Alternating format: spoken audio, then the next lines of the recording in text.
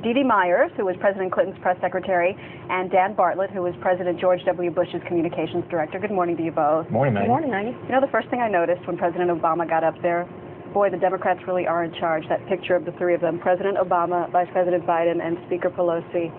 They have all the power right now. They do, and the energy when not just President Obama, but when his cabinet and then Ruth Bader Ginsburg, Justice of the Supreme Court, entered the chamber, you could feel the enthusiasm mounting as the speech approached. I never saw Nancy Pelosi so smiley during one of those speeches in my life. Well, so the last 8 years. And they now have the keys of the kingdom, and with that comes a lot of responsibility. Are they up to the job, Dee Dee? Well, I mean, that remains to be seen, but I think certainly this president has had a very busy first 5 weeks, passing the huge stimulus package, beginning to lay out his other plans, and last night was about a couple of things. It was about, I think, trying to connect his programs to the lives of the American people.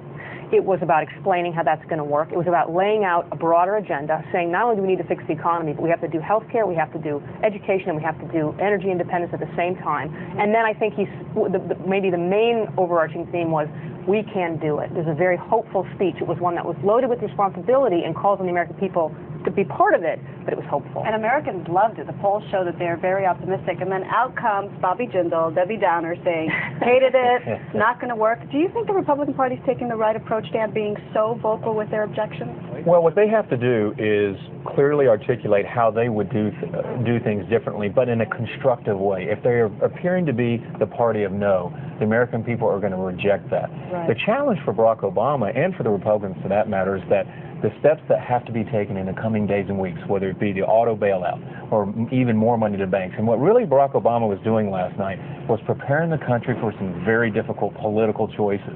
The public does not want to throw more money after bad, as they would say. And he was basically warning them that we're going to have to do it. Now, I agree with Dee. He did it in a very layman-like term, did it explain to people why we have to take these unpopular steps.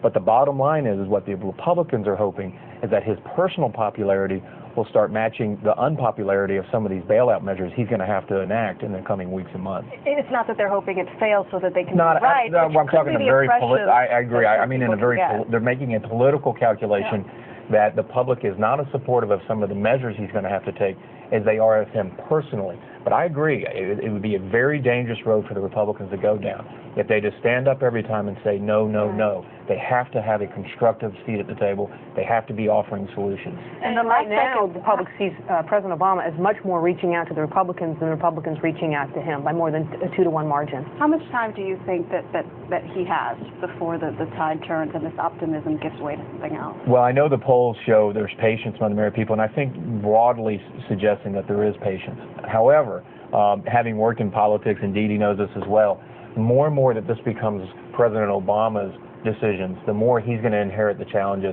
I think the public is going to start growing weary if he has to continue to throw taxpayer dollars out of a lot of these institutions like the auto companies and such. So most people will say he's got till the midterms, 2 years. I think people should, by the fall of this year, start seeing light at the end of the tunnel. If not, I think they're going to go very weary. All right, Dee Dee. Dan, thank you so much. Thank you, Maggie. Thanks.